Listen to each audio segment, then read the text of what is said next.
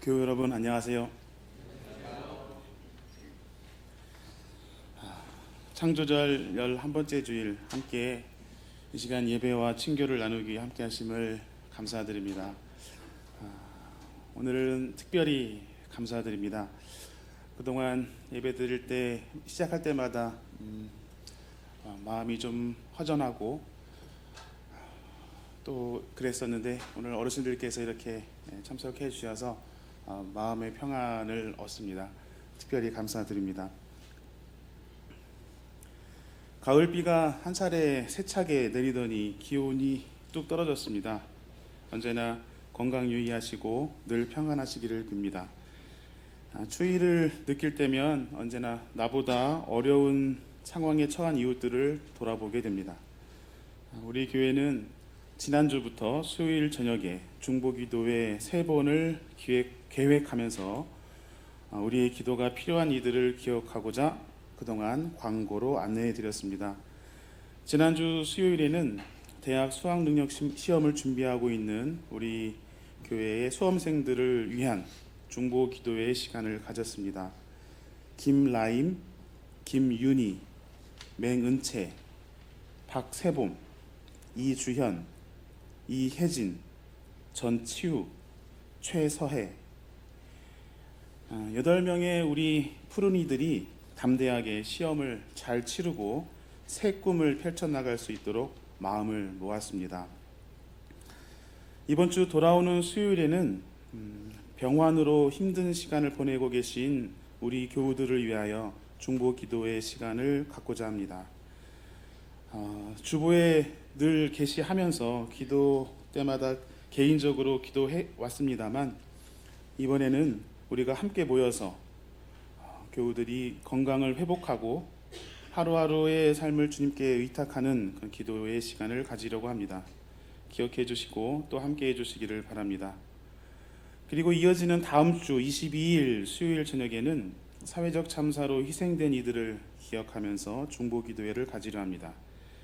향기로운 이웃이 되고자 향림 공동체로 모인 우리가 할 수 있는 기도로 그리스도의 향기를 내고 전하는 시간이 되기를 바랍니다. 오늘은 우리가 전태일 추모주일로 지키며 예배를 드립니다. 22세의 젊은 전태일은 열악한 노동 현장에서 노동력을 착취당하는 노동자, 여공들의 노동 권리 회복을 위해서 1970년 11월 13일 평화시장 한복판에서 분신으로 산화하셨습니다. 그의 손에는 근로기준법전이 쥐어져 있었고 당시 박정희 정부와 자본기업들을 향하여 근로기준법을 준수하라, 우리는 기계가 아니다 하고 외쳤습니다. 이 사건을 계기로 혹사당하던 노동자들이 각성하고 한국 노동운동의 역사는 전태일 열사의 분신 이전과 이후로 나뉜다고 평가할 정도로 노동운동의 새로운 전기를 만들었습니다. 일찍이 신앙인이 되었던 전태일 열사는 그리스도의 사랑을 동료 여공들에게 많이 보여주었고 그의 죽음 이후 노동자들의 권리 회복을 위한 각성과 투쟁을 보면서 안병무, 서남동 등 기독교 신학자들은 그리스도의 부활의 재현으로 증언하면서 기독교 세계사에 민중신학이라는 새로운 신학 방법론을 길이 남기게 되었습니다. 그리스도의 사랑을 온몸 바쳐 보여주고 우리에게 예수 그리스도의 모습을 재현시킨 전태일 열사의 죽음과 부활을 기념하며 오늘 우리는 53주기 추모주일로 지킵니다. 오늘 예배의 하늘뜻-표기는 평신도 하늘뜻-표기로 최운석 장로님께서 맡아주십니다. 노동운동가의 삶을 살아오신 최 장로님의 증언 가운데 전태일의 비춰진 우리 신앙에 나아가야 할 길이 안내되기를 소망합니다. 이제 징울림에 우리의 마음을 모으겠습니다. 3번의 징울림은 근로기준법을 지켜라. 우리는 기계가 아니다. 내 죽음을 헛되이 말라 외쳤던 전태일 열사의 혼신입니다. 함께 묵상합시다.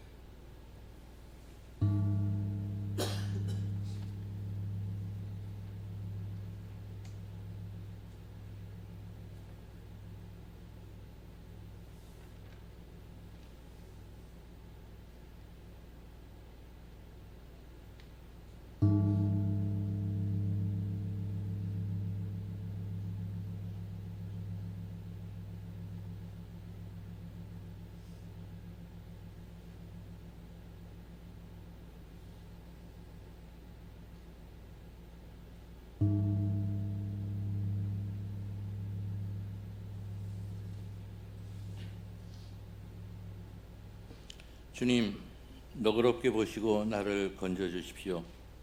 주님, 빨리 나를 도와주십시오. 내 목숨을 노리는 자들이 수치를 당하게 해주십시오. 내 재난을 기뻐하는 자들이 모두 물러나서 수모를 당하게 해주십시오. 깔깔대며 나를 조소하는 자들이 창피를 당하고 물러가게 해주십시오. 그러나 주님을 찾는 사람은 누구나 주님 때문에 기뻐하고 즐거워하게 해주십시오. 주님의 승리를 즐거워하는 모든 사람이 하나님은 위대하시다 하고 늘 찬양하게 해주십시오. 그러나 불쌍하고 가난한 이 몸, 하나님 나에게로 빨리 와주십시오. 주님은 나를 도우시는 분, 나를 건져주시는 분이십니다. 주님, 지체하지 마십시오.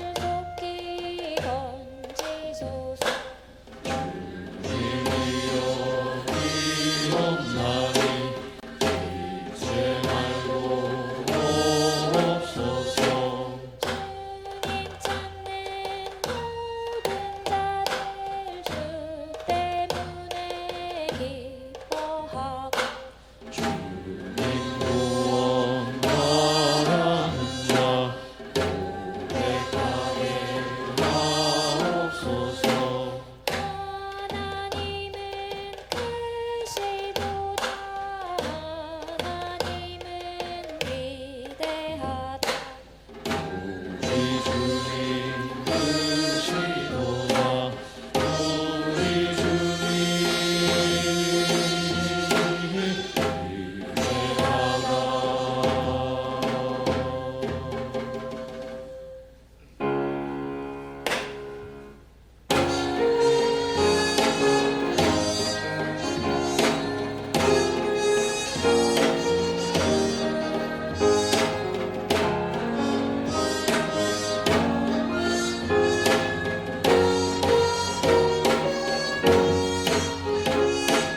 성부 성자와 성령 영원히 영원 받으소서. 처음부터 지금까지 영광 아멘.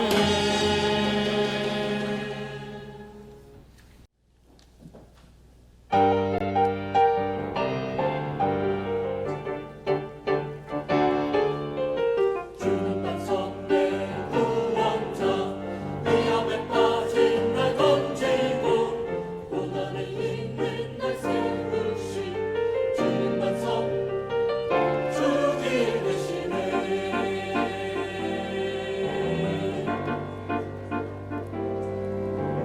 주는 백성 내 구원자, 위험에 빠진 날 건지고 어둠 헤맬 때 이끄신 주는 반석 주길 되시네.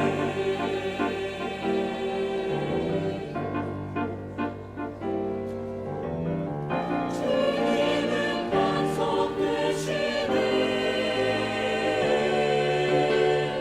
주께서 내 길 지키사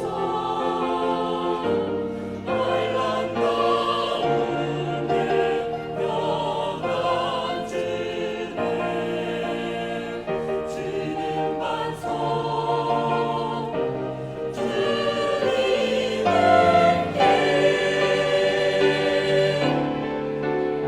이 몸의 소망 무언가 우리 주 예수뿐일세. 우리 주 예수밖에는 믿으리라 주 없구나.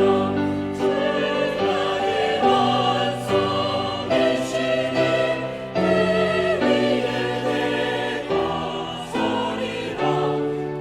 그 위에 내가 서리라.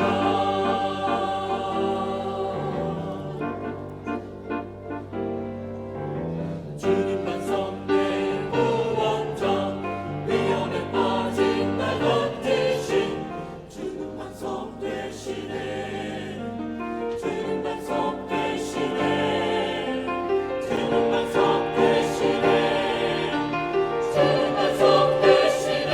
주길 되시네. 주는 반석 내 구원자, 주는 반석 내 구원자, 주는 반석 되시네. 주길 되시네. 주는 반석. 이어서 데살로니가전서 4장 13절에서 18절 말씀을 읽겠습니다. 제2성서 353쪽입니다. 형제자매 여러분, 우리는 여러분이 잠든 사람의 문제를 모르고 지내는 것을 원하지 않습니다. 여러분은 소망을 가지지 못한 다른 사람들과 같이 슬퍼하지 않아야 할 것입니다. 우리는 예수께서 죽으셨다가 살아나신 것을 믿습니다. 이와 같이 하나님께서 예수 안에서 잠든 사람들도 예수와 함께 데리고 오실 것입니다. 우리는 주님의 말씀으로 여러분에게 이것을 말합니다.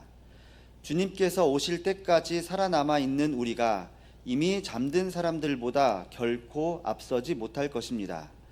주님께서 호령과 천사장의 소리와 하나님의 나팔 소리와 함께 친히 하늘로부터 내려오실 것이니 그리스도 안에서 죽은 사람들이 먼저 일어나고 그 다음에 살아남아 있는 우리가 그들과 함께 구름 속으로 이끌려 올라가서 공중에서 주님을 영접할 것입니다.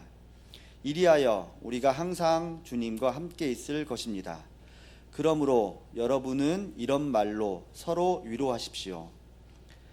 다 함께 여호수아기 24장 22절 말씀을 읽겠습니다. 당신들이 주님을 택하고 구분만을 섬기겠다고 한 말에 대한 증인은 바로 여러분 자신들입니다. 이 말씀으로 귀한 깨달음과 결단이 있으시기를 바랍니다. 복음서의 말씀은 마태복음서 25장 1절로 13절까지의 말씀입니다. 가능하신 분께서는 일어서서 말씀을 들으십시오.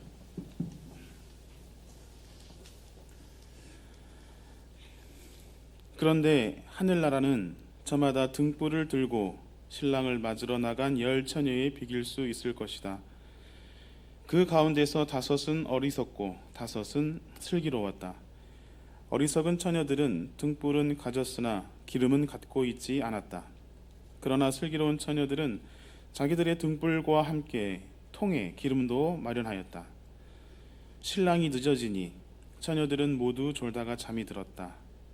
그런데 한밤중에 외치는 소리가 났다. 보아라, 신랑이다. 나와서 맞이하여라. 그때에 그 처녀들이 모두 일어나서 제 등불을 손질하였다. 미련한 처녀들이 슬기로운 처녀들에게 말하기를 우리 등불이 꺼져가니 너희의 기름을 좀 나누어다오 하였다. 그러나 슬기로운 처녀들이 대답을 하였다. 그렇게 하면 우리에게나 너희에게나 다 모자랄 터이니 안 된다. 차라리 기름 장수들에게 가서 사서 써라. 미련한 처녀들이 기름을 사러 간 사이에 신랑이 왔다. 준비하고 있던 처녀들은 신랑과 함께 혼인 잔치에 들어가고 문은 닫혔다. 그 뒤에 나머지 처녀들이 와서 주님, 주님, 문을 열어 주십시오 하고 애원하였다. 그러나 신랑이 대답하기를 내가 진정으로 너희에게 말한다. 나는 너희를 알지 못한다 하였다. 그러므로 깨어 있어라. 너희는 그날과 그 시각을 알지 못하기 때문이다. 이는 주님의 말씀입니다.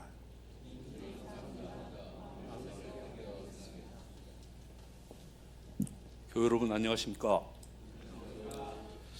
제가 찬찬히 생각해 보니까 주일학교 그러니까 초등학교 입학 전후에 성탄절 주일학교 발표가 있었는데 그때 이 단상에 올랐었고요. 그때 무척 떨렸었습니다. 그리고 또 오늘 여러분들께 설교를 드린다고 그러니까 하여튼 가슴이 좀 그렇습니다.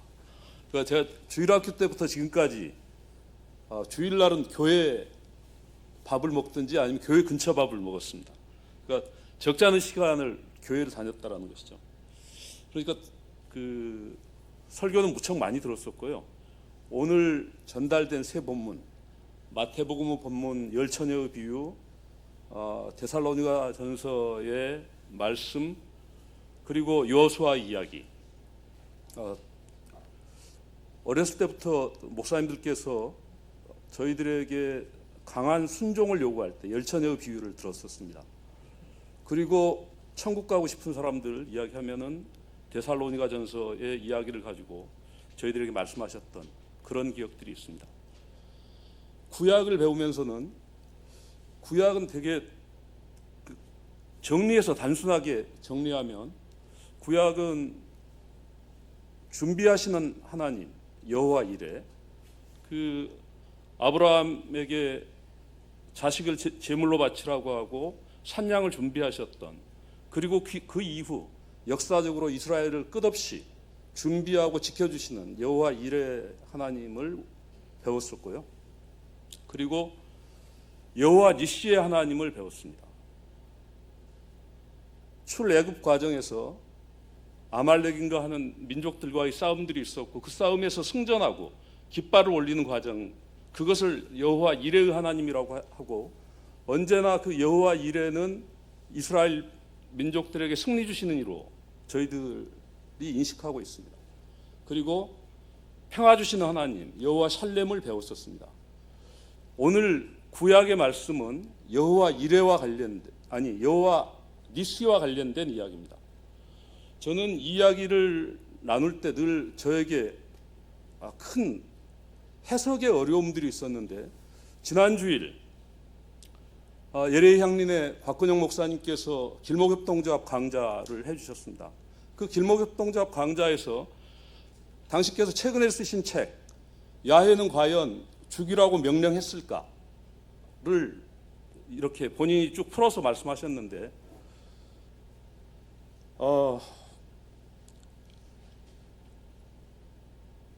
여호와 니시 하나님은 사실 여러 형태로 왜곡되어졌습니다. 역사적으로. 그것은 유럽에서 제국주의 침략의 성서적 도구가 됐었고요. 미국의 최초에 이주해왔던 백인들이 원주민들을 탄압하는 수단 가운데 여호와 니시를 사용했습니다. 그리고 어쩌면 지금 네타냐후가 가자에서 벌이고 있는 만행도 승리 주시는 하나님에 대한 믿음을 근거로 이런 일들을 진행하고 있을 수도 있습니다. 출애굽 사건이 있었고요. 그리고 나서 500년이나 600년이 지난 후에 요리스 시대에 성서의 구약의 초안들이 기록서의 작성자들에 의해서 정리되기 시작합니다. 그 작성의 과정에 그들은 어떤 문제를 발견하냐 하면, 선배들이 과거에 왜 이렇게 야훼만 믿지 않고 이방의 신들을 섬겼다가 야훼로 돌아오고 이런 과정들이 반복될까를 고민하고, 만약에 선배들이 가나안에 들어와서 가나안에 있었던 7 부족 모두를 죽여 없었더라면, 살아 숨쉬는 모든 것들을 없앴더라면, 그것이 신명기와 여호수아에서 나옵니다. 신명기와 여호수아에서 야훼는 어떻게 명령하냐 하면 7개의 부족 숨쉬는 모든 것을 멸절시키라고 이야기합니다. 만약에 선배들이 그랬었으면, 선배들이 야훼에 일체의 딴 신이 없었기 때문에, 이방의 신들이 없었기 때문에 갈팡질팡하지 않고 야훼만을 섬겼을 것을, 그런 기대와 희망을 안고 그들이 기록하는 것이 여호수아서와 신명기라고 광 목사님께서 이렇게 책으로 또 직접 설명해 주셨습니다. 오늘 주어진 구약 본문에서 여호수아는 이스라엘 모든 지파를 세겜이라는 곳으로 모이게 합니다. 세겜은 이스라엘에 있어서 아주 중요한 지명인데, 아브라함이 최초로 세겜에 와서 본인의 첫 제사를 지내는 곳입니다. 야곱이 가족들을 데리고 다시 돌아와서 그 가족들과 함께 과거의 우상 숭배를 참회하고 회개한 곳이 세겜입니다. 이 세겜에서 여호수아는 백성들을 모아놓고, 좀 전에 읽었던 성서 여호수아서 14절에서 25절까지를 보면 절대 편하게 질문하지 않습니다. 너희들 이 이후에 야훼를 믿지 않을 것이지, 진실로 믿지 않을 것이지, 너희들 이방의 신을 따를 것이지, 이런 질문들을 3차례에 걸쳐서 합니다. 한데 이스라엘 백성들은 제가 보기에는 그 깊은 고뇌에 찬 여호수아의 질문에 대해서 대단히 쉽게, 우리 그렇게 믿을 겁니다, 걱정하지 마십시오, 우리 그렇게 할 것입니다, 이렇게 3번 다 답을 합니다. 여호수아는 걱정이 됐겠죠. 그래서 여호수아가 그들에게 뭐라고 이야기하냐면 바로 26절, 27절에서의 이야기입니다. 그렇다고 하면 우리 이 세겜의 성소 옆에 상수리 나무가 있는데, 그 상수리 나무 옆에 커다란 돌을 세우자. 그리고 너희들이 만약에 이방의 신을 섬길 때가 되거든, 너희들이 이 돌을 보고 이 돌이 언약의 돌이 될 것이다. 그러니까 이 이후에 이 돌을 보고서 절대 이방의 신을 섬기지 말라라는 아주 당부를 남기고 여호수아는 죽어갑니다. 세겜은 그래서 이스라엘에 있어서는 조상들은 아주 귀중한 땅입니다. 첫 제사를 드렸던 땅이고 회개했던 땅이고 언약을 맺었던 땅입니다. 교회 여러분, 혹시 여러분들에게도 세겜과 같은 그런 결단의 공간들이 있습니까? 저는 저의 결단의 공간이 있습니다. 저는 광주의 망월묘역이 저의 결단의 공간이고, 이 자리 향린이 저의 결단의 공간입니다. 저는 원래 80년에 광주에서 신체 검사를 받았어야 되는데 우여곡절 끝에 81년 5월 17일 날 광주에서 신체 검사를 받습니다. 그날 저녁에 1년 전 어떤 일이 있었는지를 알게 됩니다. 그리고 나서부터는 그 뭐 20살 전에 얼마나 큰 잘못이 있었겠습니까만 해도 완전한 회개를 하고 이제 광주의 진실을 밝히고 책임자가 처벌될 때까지 최선을 다해 살겠다, 그런 다짐을 했습니다. 지난 8월에도 그 아내하고 작은 아이를 데리고 망월묘역을 갔습니다.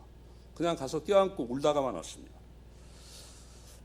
이제 학살 참상을 알고 나서 제가 청춘을 보낼 때 어느 날은 소주 한 잔을 먹고 어느 교회 지하실 어느 교회 가서 십자가 앞에서 무릎을 꿇고 절규하고 애통해야 합니다. 하여튼 그런 날들을 무척 많이 보냈던 것 같습니다.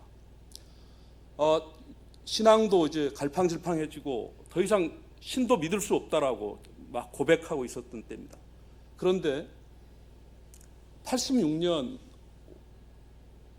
어느 날이었었는데요. 진짜 우연찮게 향린을 들렀습니다. 그런데 홍 목사님 청빙 설교가 있었고요. 홍 목사님께서 말씀하시는 설교의 내용은 기존의 성서 해석과 완전히 다른 내용이었습니다. 진짜 새망치로 맞는 듯한 느낌의 말씀을 들었고 그날 제가 향린교회 교인이 되었습니다. 저는 어렸을 때 저를 가르쳤던 여러 가지 사건들 가운데 기억에 남는 아주 중요한 사건 중에 하나가 뭐냐면 중학교 1학년 때였었는데요. 중학교 1학년 때 아마 유신이 선포됐던 해일 겁니다. 그런데 중학교 1학년에 저의 담임 선생님께서 거구의 역사 선생님이셨어요. 지난주 광 목사님 비슷한 정도의 거구의 역사 선생님이셨는데, 그런데 당신이 4월 어느 날 수업 시간 중에 3.15 부정선거를 이야기하고, 그리고 4월 혁명 당시 당신이 중앙대학교 학생이었다고, 그리고 제1한강교를 스크럼을 짜고 건널 때 가슴에 쿵쾅거림을 이야기했어요. 가슴이 쿵쾅 하더라, 이렇게 하는데 저희들 모두의 가슴이 진짜 쿵쾅거렸어요. 그런 쿵쾅거림을 안고 민주주의를 배웠습니다. 그런데 그분께서 또 어느 수업 시간에 내가 이제 각 마을을 돌면서 너희들 부모님들을 모아놓고 유신이 옳다라는, 유신을 찬성해 달라라는 호소를 할 텐데 그것은 거짓말이다, 그러시면서 우시는 거예요. 한국적 민주주의라는 건 존재하지 않는다. 민주주의는 인류 모두 보편적인 민주주의만 존재한다. 이 말씀을 하시면서 우시는 거예요. 너희들 부모님들께 가서 너희들이 이야기하라고. 저는 그렇게 민주주의를 그렇게 배웠습니다. 제가 에피소드로 말씀드리면 이제 그렇게 굳게 민주주의를 배우고, 우리 아버님이 엄청 무서운 분이었는데요. 저희 채미 집사가 잘 압니다. 근데 엄청 무서우신 분이었어요. 근데 이제 아버님께서 어느 날 집안일을 결정하시는데 이렇게 하시겠다고 그러시는 거예요. 그래서 제가 선뜻 중학교 1학년 때 아버지 그 민주적으로 좀 하시면 어떨까요? 이렇게 했어요. 그랬더니 아버님이 대뜸 하신 말씀이, 야, 내가 하자는 대로 하는 것이 우리 집적 민주주의야, 이렇게 아버님이 말씀하셨어요. 제가 아버지, 민주주의는 보편적 민주주의만 존재하지 우리 집적 민주주의는 존재하지 않습니다. 하여튼 그러니까 그 무서운 아버지께 중1 때 이미 민주주의에 대한 신념을 가지고 저항했었습니다. 그러니까 평생 민주주의는 그렇게 저하고 가까이 있었습니다. 사실 이제 이 설교를 준비하면서 저한테 되게 큰 고통이 있었습니다. 본문이 너무 어려웠습니다. 제가 해석하기에는 본문이 너무 어려웠고요. 그리고 오늘은 전태일 주일입니다. 그리고 선배님들 참 고맙습니다만 해도 지난주까지 예배당이 많이 비었었습니다. 그래서 이 마음의 불편함, 그리고 그런 여러 가지를 이렇게 생각해 보면서, 야, 우리 향리는 지속 가능할까? 향리는 앞으로 더 어깨 동무하고 전진할 수 있을까? 이런 고민을 많이 했습니다. 그러면서 다른 어떤 것보다 지속 가능한 향리는 과연 어떤 모습일까? 그리고 어디에서 배워야 될까? 이런 고민을 했습니다. 여호수아가 백성들에게 묻고 그들의 언약과 결단을 상수리나무 앞에 돌로 이렇게 큰 돌로 세웁니다. 향린에도 바로 옆에 커다란 느티나무가 있고 오늘 주보에 보면 어떤 사진이 오른쪽 상단에 사진이 있는데 그 바로 시커멓게 찍혀 있는 조그맣게 보이는 부분이 만세반석이라고 적혀 있는 돌입니다.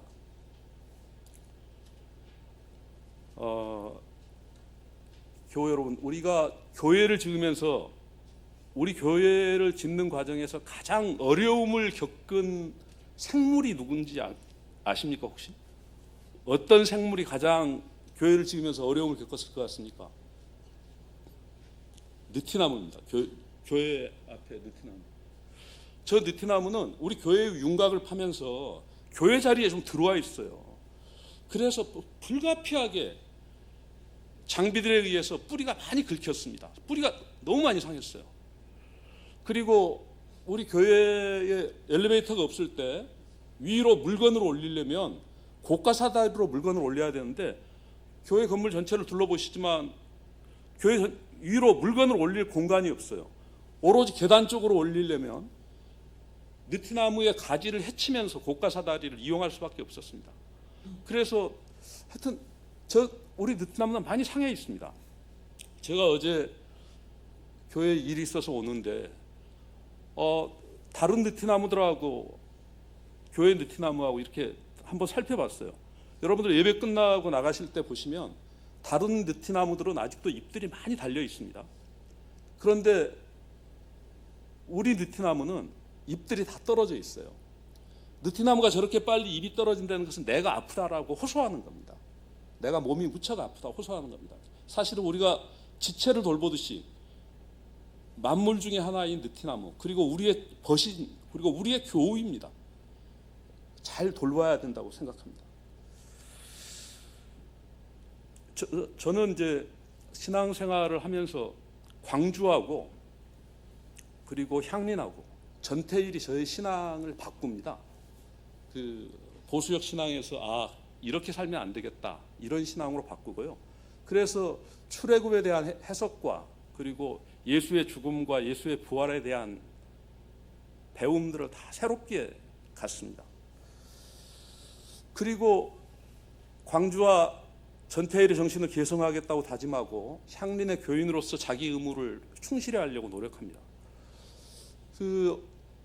그런 목사님의 설교를 듣고 난 다음 날이다 아니면 또 어느 날 저녁에 집에 들어가서 회개를 하고 또다시 결의를 다지면 사실은 늘 침대는 젖어 있었습니다. 그러면서 민주노총을 만드는 일을 했었고요. 또 사회적 합의 중에 여러분들께 다 말씀드릴 수 없는 우리 사회가 좋아지는 합의를 만들기 위한 노력들을 했었습니다.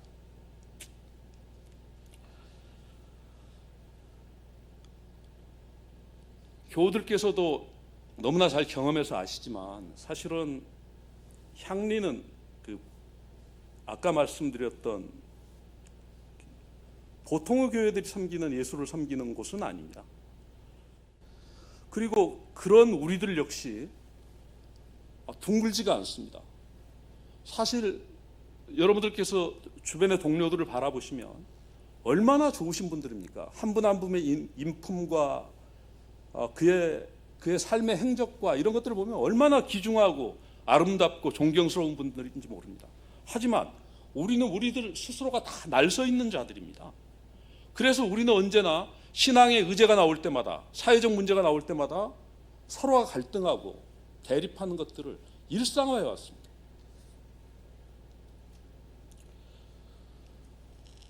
보통의 교회에는 수고하고 무거운 짐진 자들아 다 내게로 오라 내가 너희를 쉬게 하리라 이런 프랭카드들이 걸려 있잖아요. 근데 향린에는 국가보안법 철폐하라 그리고 또 다른 우리의 결의와 실천을 요구하는 프랭카드들이 걸립니다.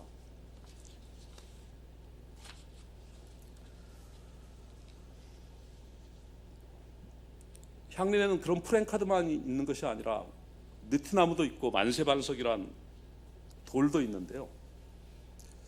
제가 이제 그 아까 아팠던 느티나무를 비유해서 여러분들과 함께 이야기를 좀 나눠보고자 합니다. 느티나무는요, 봄이 오기 전에 물을 이렇게 당겨 올립니다. 그러면 작은 새순들이 돋습니다. 그리고 그것이 녹음이 지고 그늘을 만들어서 무리를 쉬게 합니다. 한데 그 느티나무가 폭풍과 장마를 버팁니다. 그것은 왜냐하면 뿌리와 줄기와 가지와 잎들이 각기 자기 역할들을 하기 때문입니다. 여러분들께서 혹시 기억하실지 모르지만 91년에 홍 목사님이 안기부로부터 연행됩니다. 그리고 안기부의 수많은 직원들이 교회를 침탈해서 교회의 컴퓨터와 모든 것들을 뒤져갑니다. 오늘 저기 박승열 목사님 오셨는데요. 그때 향린의 투쟁의 여타의 기획을 박승열 목사님께서 이렇게 쭉 하십니다. 그리고 우리한테 장비가 없었습니다. 핸드마이크 하나 있었는데요.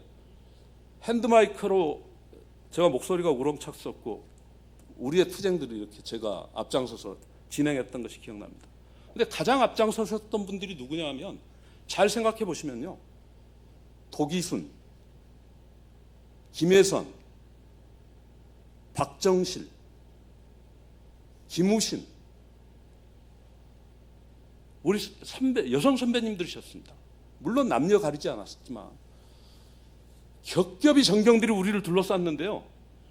제1선 도기순 앞으로 그러면 다 나오셨어요.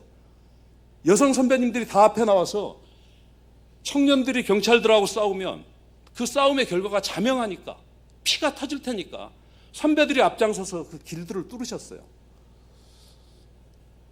향린의 깊은 뿌리들이셨습니다.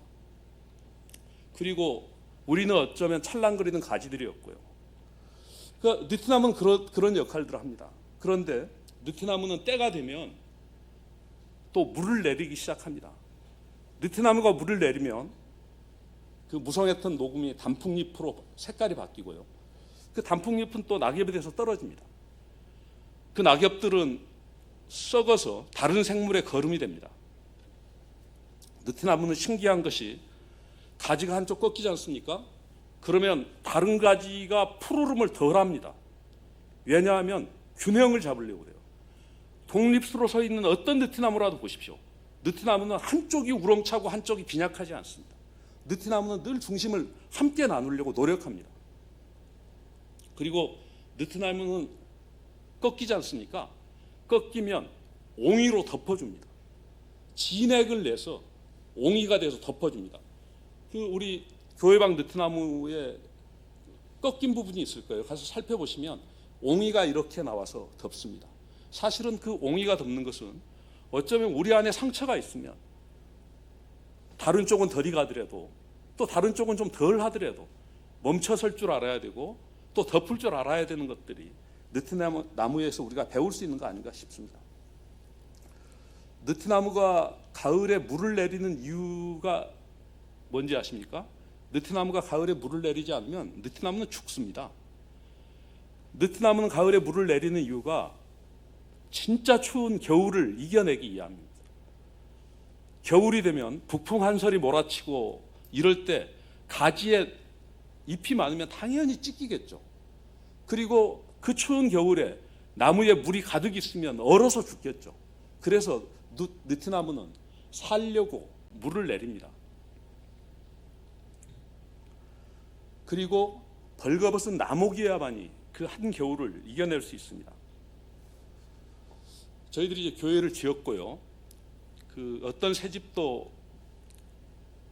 짓고 나서 1년 정도는 계속 수리를 한다고 합니다. 교회 안에도 앞으로도 보완해야 될 여러 공간들이 있습니다.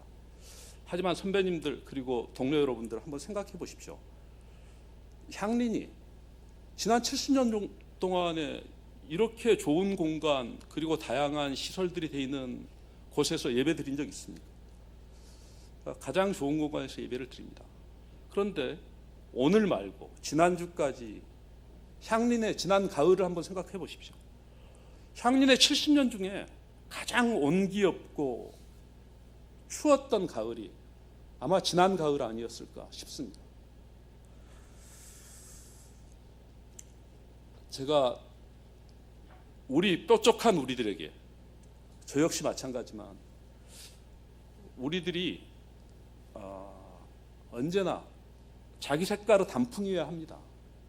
하지만 이렇게 추운 겨울이 다가오면 좀 색깔을 낙엽으로 바꾸고 떨어뜨리기도 해야 합니다.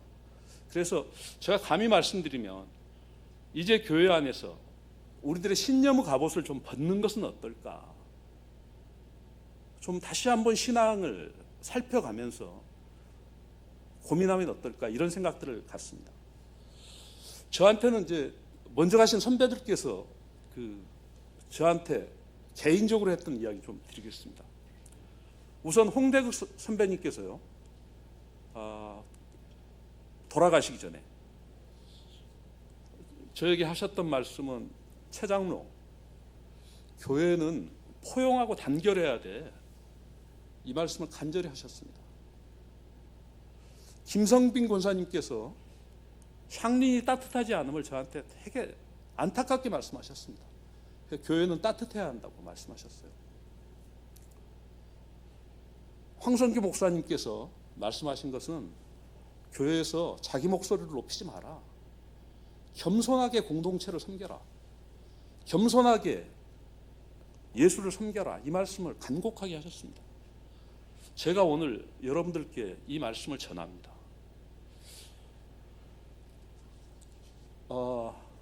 몇 주 전이었습니다. 건강이 안 좋으셔서 지금 교회 와서 예배를 못 보시는 제가 존경하는 선배 김기영 선배가 계십니다. 김기영 선배께서 전화 주셔서요, 아마 지금도 이 영상으로 예배 보고 계실 겁니다. 교회에 빈자리가 너무 많다. 아무리 뛰어난 진보일지라도 소수의 진보는 역사적 책임을 감당하기 어렵다. 그리고 결국은 그 진보는 진보 교회로 존재할 수 없다. 이렇게 말씀하시더라고요. 그러면서 혹시나 할 수 있으면 더 단결해 달라고 간곡하게 말씀하시더라고요.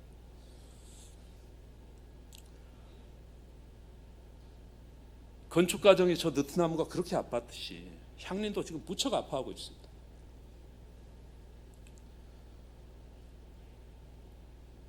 저는 제 농장에 느티나무들이 있어서 그 느티나무가 겨울을 어떻게 버티는지를 이렇게 살펴봅니다. 느티나무가 겨울을 버티는 것은요, 가지들이 서로 이로를 합니다. 북쪽에서 큰 센 바람이 불지 않습니까? 느티나무가 신음하듯이 윙윙 되면서 저항합니다. 그런데 그것을 잘 들어보면 어떤 때는 떼제 음악 같기도 하고요, 묘한 하모니가 있습니다. 그래서 그 느티나무 우는 소리를 들으면서 저들은 저렇게 이로하면서 저렇게 폭풍 한설에 맞서는구나. 그리고 새봄에 또 새싹을 돋게 하는구나. 이런 생각이 듭니다. 지난 공동회에서 사실은 저희들의 아픔이 컸습니다. 저는 내용과 절차 모두의 선배님들께서 안타까워하시지만 저는 최소한 절차에서 우리가 좀 더 지혜롭고 정의로운 절차를 가져갔었으면 하는 생각은 있습니다. 저는 개인적으로 선배님들께 깊이 이 문제에 대해서 사과드립니다. 제가 노동운동 당시에 어느 청년단체에 교육을 갔던 적이 있습니다. 그 교육에 시인 김남주가 함께 오셨어요. 그래서 김남주 선배님 모시고 충주호를 이렇게 같이 구경했던 적이 있습니다. 당신의 고향이 해남이시거든요. 그런데 저한테 질문하기를, 최 위원장, 바다가 저런 모습이에요? 저한테 그렇게 묻는 거예요. 당신이 고향이 해남인데 민주주의 운동하고 징역살이 오래 하시면서 바다를 가보신 적이 없어요. 그날 그분을 위로한 것이 지금 요양원에 치매를 앓으면서 요양원에 있는 제 친구 최충일입니다.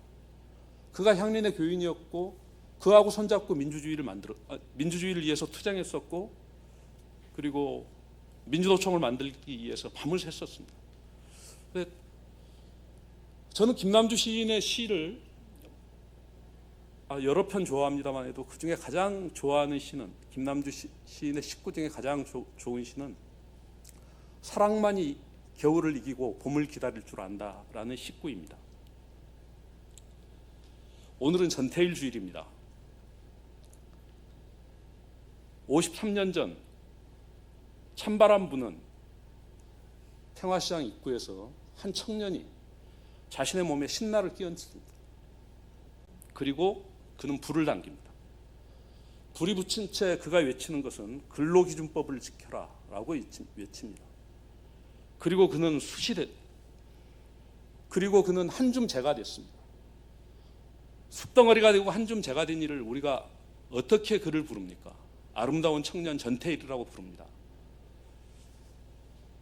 사실은 우리는 그 전태일 정신을 계승하기 위해서 민주적인 노동조합을 만들고 노동학법 분쇄 투쟁을 했었고 수많은 현장에서 우리가 외칠 때 5월 정신 계승하여 또는 전태일 정신 계승하여를 외치며 투쟁해 왔었습니다.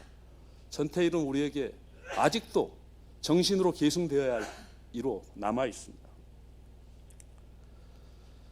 마국간에 아기로 오셨고 십자가에 못 박혀 죽으신 이가 있습니다. 그리고 그를 연상하면 창과 목과 채찍과 가시관과 물과 피를 다 빼고 난 마른 시체 같은 몸과 그 상태에서 고통을 못 이기고 신음하는 모습과 처참하기 이를 데가 없습니다. 헌데 우리가 그를 거룩하다고 이야기합니다. 그리고 그를 거룩한 주님이라고 이야기하고 그의 이름을 빌어서 우리가 기도를 합니다. 그리고 매일 우리가 찬양합니다. 그를. 이유는 예수는 온전한 사랑이었기 때문에 그런 것으로 이해합니다. 우리 느티나무 아래 만세 반석에다가 예수를 살다 먼저 가신 선배들이 말씀하신 포용하고 단결해라. 그리고 더 따뜻해라. 그리고 겸손하게 공동체를 섬겨라. 이런 문구가 새겨졌다고 세겜의 언약의 돌처럼 우리가 저 만세 반석을 그렇게 이해하면 어떨까요?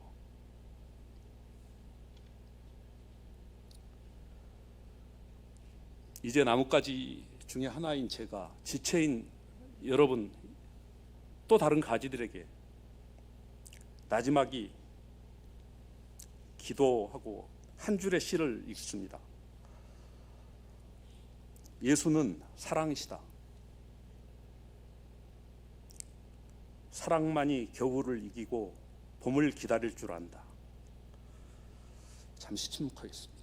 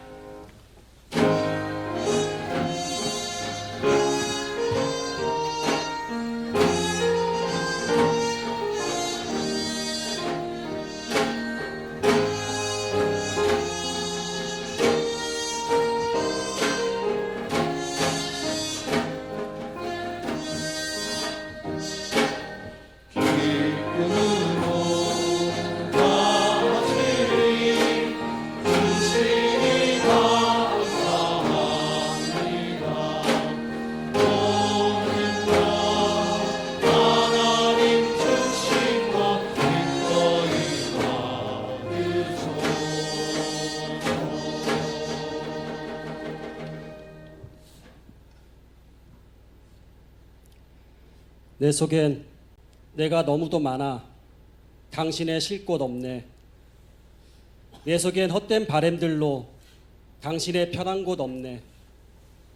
내 속엔 내가 어쩔 수 없는 어둠, 당신의 쉴 자리를 뺏고, 내 속엔 내가 이길 수 없는 슬픔, 무성한 가시나무 숲 같네. 가시나무 숲 같은 향린 공동체를 바라봅니다. 찌르고 찔리며 분노하고 아파하는 모습은 메비우스의 띠처럼 어디가 진실이고 어디가 거짓인지 끝끝내 알 수 없는 수수께끼가 되어 우리의 몸과 마음을 강하게 결박한 채 한없는 수렁 속으로 밀어넣고 있습니다. 오랜 시간이 흐른 지금 존재하기는 했었는지조차 불명확한 향린 정신은 오늘도 공허한 메아리가 되어 빈 공간을 울리고 있습니다. 내 속엔 내가 너무도 많아서 주인 되신 하나님의 자리를 빼앗고 스스로의 힘만으로 무언가를 이룰 수 있다는 헛된 바램은 민주주의라는 미명 아래 둘로 갈라치고 잘게 쪼개어 뿔뿔이 흩어지게 만든 건 아니었는지 반성하게 됩니다. 모든 것이 가하나 모든 것이 유익한 것이 아니요 모든 것이 가하나 모든 것이 덕을 세우는 것은 아니라는 사도 바울의 고백을 묵상하며 진정한 자유인으로서의 모습과 행동은 어떠해야 할지 고민해 봅니다. 바라는 것도 많고 후회되는 것도 많고 돌이키고 싶은 것 또한 너무도 많지만 무엇 하나 손에 잡으려 하면 힘없는 모래성처럼 허무하게 무너지고 맙니다. 그러나 지금도 살아계셔서 역사하시는 하나님, 아무것도 할 수 없을 것 같은 무기력한 상황 속에서도 무너진 공동체를 새롭게 일으켜 세우기 위해 탄식으로 기도하는 이들이 있음에 감사합니다. 용서하기보다는 서로 용납하고 주장하기보다는 순종하라는 말씀을 주심에 감사합니다. 날카로운 가시를 두르고 아프게 찔러대었던 지난날의 상처를 보듬어 치료하여 주시고 가시나무에도 꽃은 필 거란 믿음을 주심에 감사합니다. 차고 넘치게 맡겨주시고 이 중에 일부를 떼어서 아낌없이 나누게 하심에 감사드립니다. 우리의 기도와 간구가 단 하나도 땅에 떨어지지 않고 오직 아버지께 연락되기를 간절히 바라옵고라오며 이 모든 말씀 주 예수 그리스도의 이름으로 간절히 기도드립니다. 아멘.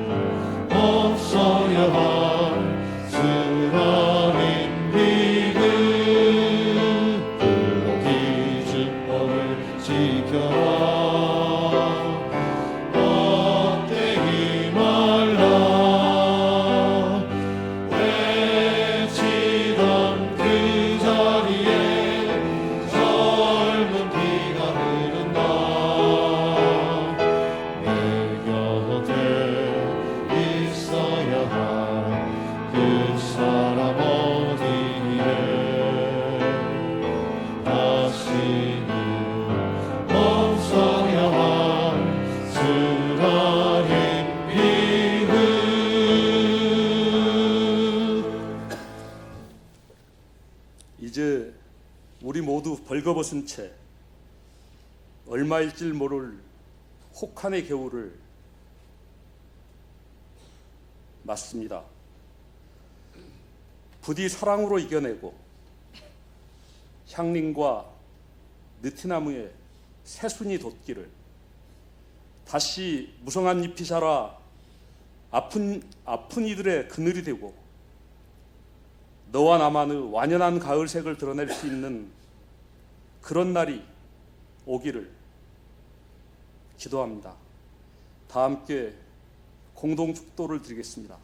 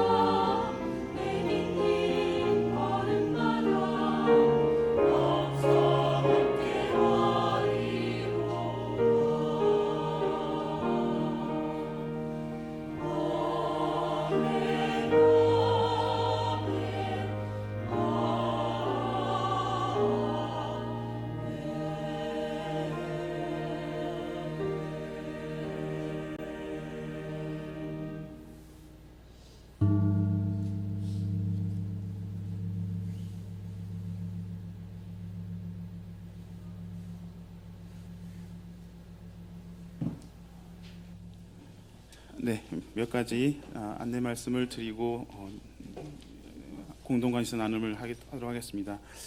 오늘 주일 예배에 아까 제자노님 하늘뜻표기에도 말씀해 주셨습니다만 우리 박승열 목사님 오늘 우리와 함께 이렇게 예배 드리시게 되었습니다.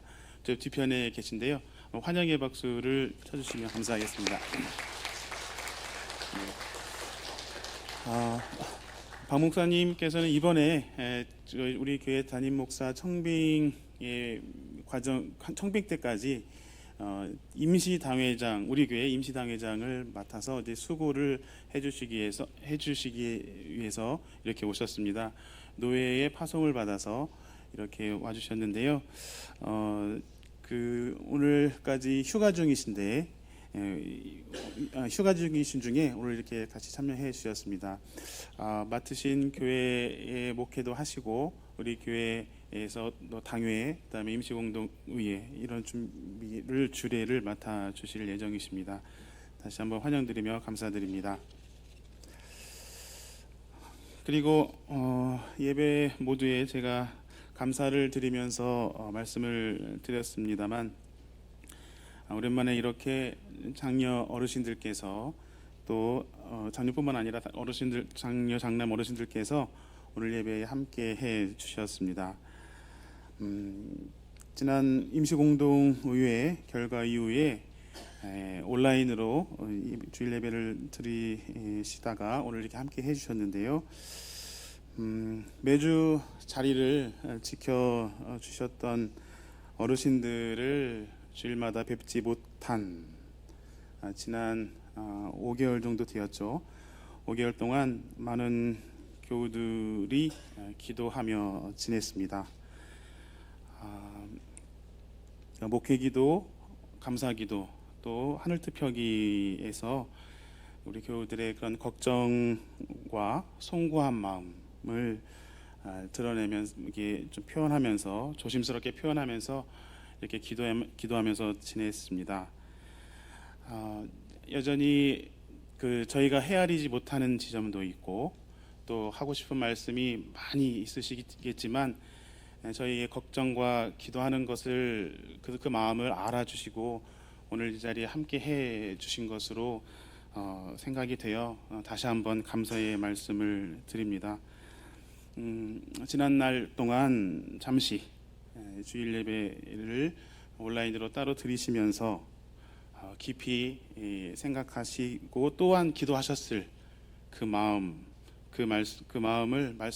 노재열 장로님께서 이 시간 잠시 나와 주셔서 그 마음을 우리에게 나누어 주시겠습니다.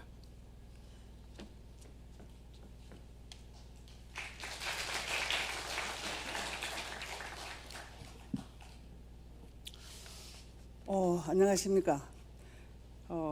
약 2달 반 정도 모습을 나타내지 않다가 아무 일도 없었다는 듯이 이 교회에 나오는 것은 아닌 것 같아서 우리의 입장을 간단하게 말씀드리고 싶어서 나왔습니다. 좀 시간이 지체되더라도 이해해 주시면 고맙겠습니다.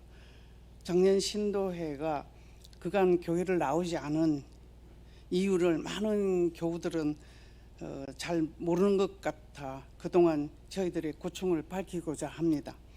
시간이 조금 걸리더라도 향인의 미래 발전과 화합을 진정으로 원하신다면 끝까지 들어주시면 감사하겠습니다.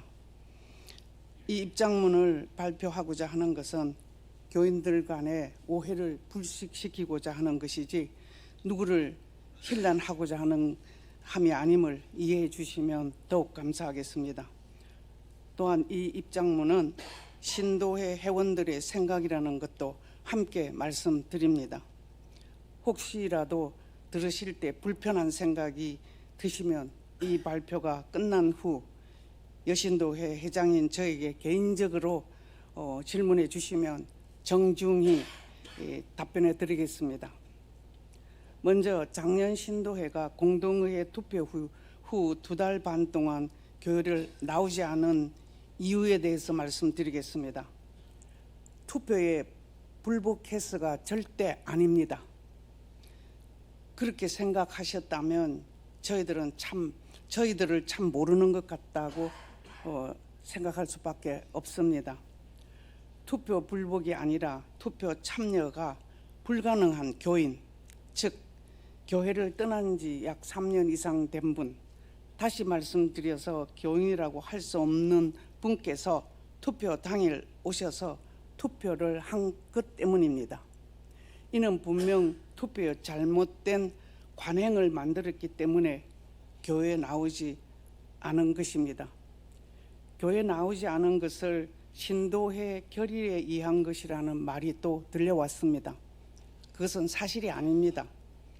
저희들은 신도의 결의를 한 바도 없고 모두 스스로 교회에 나오지 않은 것입니다.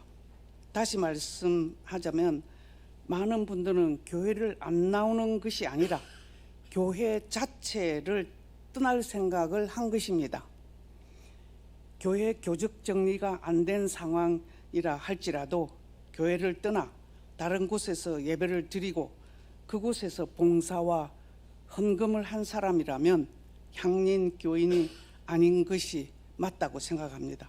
그래서 저는 투표 4, 5일 전 들리는 소리에 의하면 약 3년 동안 교회를 나오지 않으신 편찮으신 A분이라는 분에게 향린 교인이 전화를 해서 투표에 참여하고 다른 분한테 전화를 해서 교회 나오지 않는 다른 분한테 전화를 해서 투표에 참여해서 투표도 하고 구경도 하자고 2번이나 전화를 해서 그분이 좀 마음에 부담을 가져서 우리 향린 장녀분한테 이 사실을 알게 됐습니다. 그래서 장녀분이 그동안 알고 있는 분한테 그분도 전화를 해서 투표 전화를 드렸습니다. 그런데 담임 목사 재임 반대를 하는 분은 상당히 조직적이고 체계적으로 투표를 부탁한 것으로 저는 알고 있습니다. 이런 상황은 향연의 정체성과 민주적인 절차에 위배된다고 보았습니다. 그래서 제가 원로 장로님 한 분을 만나자고 해서 3가지를 요청드렸습니다. 그 요청 중 하나가 뭐냐 하면은 교적 정리가 안 됐다고 하더라도 향연을 떠났으면 이미 다른 교회에 다니고 있으면 투표하도록 하는 것은 아니라고 서로 투표 장려하는 전화를 그만두자고 했습니다. 그래서 작년은 그날부터 그 전화 투표 요청을 그만두었습니다. 그러나 상대 쪽에서는 이를 이행하지 않은 것 같았습니다. 그래서 작년 신도들은 각자의 아픔을 표출한 것이지 다른 이유는 없습니다. 그날 투표에 못 본 교우들이 보인 것을 여러분도 보았을 것입니다. 어쨌든 투표 전화는 장려도 했고 반대편에서 모두 한 것은 사실입니다. 부정하지 않겠습니다. 그러나 장려 한 분이 투표 전화한 것과 상대방이 상당히 조직적으로 한 것은 분명히 다릅니다. 어떤 사건이든 경중이 있습니다. 형법에도 경범죄와 중범죄는 엄연히 차이가 있습니다. 그런데 어떤 분은 말씀하시기를 똑같이 잘못을 했는데 우리가 사과할 필요가 없다고 했습니다. 그래서 장려에 이런 사과를 하게 되면 습관이 되어서 앞으로 어떤 일을 일어날 때마다 이런 소리가 사과를 하게 할 것이라고 했습니다. 이런 소리를 듣게 될 때 저희들이 정말 교회에 출석하고 싶은 생각이 나겠습니까? 그래서 우리는 출석 5주가 지나고 6주 될 때에 그것이 10월 7일이었습니다. 그날 여신도의 3명과 당회원 3명이 만나서 긴 얘기를 나누었고 작년 신도에는 당회 3가지를 간곡히 요청을 했습니다. 왜냐하면 당회는 교회의 대표 기구로서 담임 목사를 도와 교회의 여러 가지 일을 책임 있게 처리해야 하므로 어떤 일에 직면했을 때 적어도 중립을 지켜야 함에도 불구하고 그러지 못한 것으로 보였으며 오히려 관망하고 있었기에 아래에 대한 사과가 필요하다고 요청을 했습니다. 그 첫째가 담임 목사께 유감을 표시하는 것과 둘째 공동관심사 시간에 온 교인들에게 유감 표시, 세 번째 공동의회 투표권 개정에 대해서 요청을 했습니다. 그래서 만남 4일 후에 11일에 이 3가지를 당회는 받아들이고 약속을 하였고 제일 먼저 두 번째 요청인 교인 앞에서 유감 표시를 발표했습니다. 그것이 10월 15일 공동관심사 시간에 김광열 장로님께서 발표한 내용입니다. 교인 여러분은 그 교회의 대표기관인 당의 유감 표시로서 충분하다고 생각을 하십니까? 작년 신도회는 많은 기대를 했고 그 다음 주일날 교회를 나오고자 했습니다. 그러나 회원들은 전혀 충분한 유감의 표시라고 생각하지 않습니다.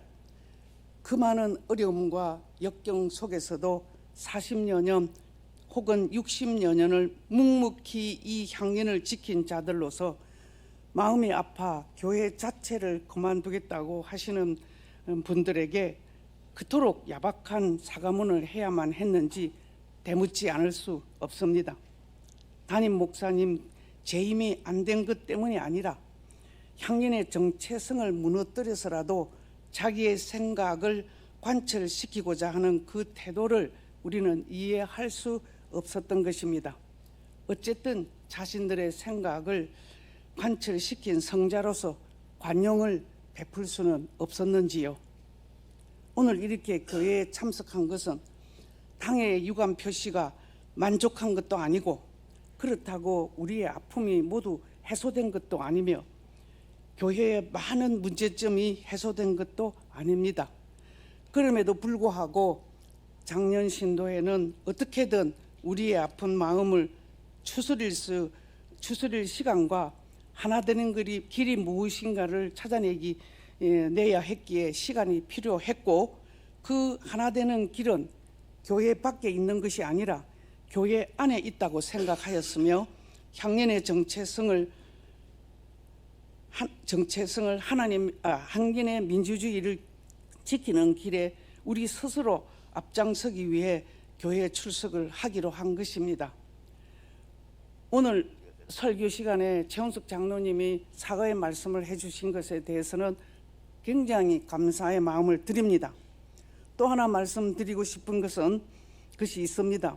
담임 목사님께서 임시공동의회 이전에나 이후에나 재임 신청서를 내지 않겠다는 결심은 너무나 확고했습니다. 0.0001%의 가능성도 없었습니다. 저희 작년 여신도회가 회원들께 여신도의 회원들께서 너무나 강하게 청원서 제출을 원했습니다. 과장해서 말씀드린다면 방강제와 같았습니다. 회원들이 돌아가며 문자도 보내고 전화로 요청도 하여 목사님을 괴롭혔습니다. 그래서 저희들은 담임 목사님께 많은 미안함을 가지고 있습니다.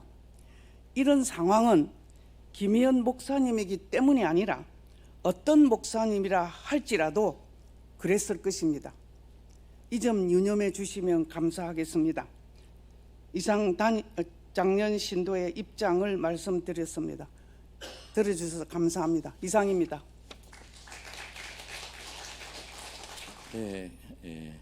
공동 관심사 나누겠습니다. 오늘 최은석 장로님 저희한테 전태일과 향린에 대한 절절한 사랑의 마음을 담아서 말씀 나눠주시고 또 그것이 우리 전체의 마음이 되기를 원한다는 또 간절한 소망을 함께 펴주셨습니다. 첫 평신도 설교인줄은 몰랐습니다. 아무튼 첫 데뷔를 하셨으니까 앞으로 또 많은 기회가 있지 않을까 싶은데 오늘 감사의 마음을 담아서 저희 박수 드립니다. 감사합니다. 주보에 나와 있는 대로 오늘 공동 식사는 2주 전에 소천하신 저희 황성규 목사님 가족께서 제공해 주시는 식사가 되겠습니다. 고인을 생각하고 또 가족들께 감사를 드리며 식사 함께 나눠주시면 좋겠습니다. 예배 후에 새날 청년의 모임이 있겠고 희년 여신도의 원래는 식사 후에 담임 목사실의 4층에서 또 청년 여신도의 총회는 오후 1시에 안병무도서 3층에서 있겠습니다. 그리고 관리부는 식사 후에 잠시 식당에서 저희 잠시 미팅을 갖도록 하겠습니다. 관리부원들 함께해 주시면 좋겠습니다. 또 국악찬송가 재발간위원회는 3시에 녹음실에서 있고 정기당회는 오늘 일정이 다 끝난 다음에 오후 4시 반에 4층 담임 목사실에서 있겠습니다. 그리고 교회 부서 가입 지난주에 광고 드렸죠. 교회 그 9개 사업 부서 중에 하나에 어딘가 다 참석하실 수 있도록 가입해 달라는 부탁을 드렸는데 이거는 이번 달 중에 내년도의 부서장 선출 등등의 절차하고도 밀접하게 관련이 되는 겁니다. 그래서 교우들 전부 어느 부서인가 가입해서 활동을 해주시기를 바란다는 말씀을 드렸는데 지난주에는 16분만 가입 신청서를 내주셨습니다. 그래서 오늘 그 가입 신청서를 예배실 입구에 안내석에 비치해 뒀습니다. 지난주에 한 곳 이상, 한 곳 또는 두 곳 이 복수로 하셔도 관계 없습니다. 그거는 그래서 어쨌든 오늘 나가시다 신청서 안 내신 분들은 예배실 입구에 안내석에 비치돼 있으니까 이 가입 신청서를 꼭 제출해 주시면 감사하겠습니다. 그리고 세례 신청 받습니다. 세례식은 올해 성탄절을 예정하고 있고요.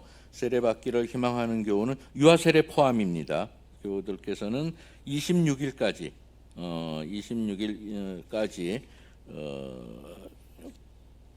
목회실로 이민아 전도사님께 그냥 목회실로 내셔도 되겠습니다. 신청해 주시기 바랍니다. 세례 교육은 12월 달에 있겠습니다. 그리고 그 아래 나와 있는 대로 들녘 농산물은 교우들께서 많이 참여해 주셔서 모두 판매가 올해 예정된 것은 끝났습니다.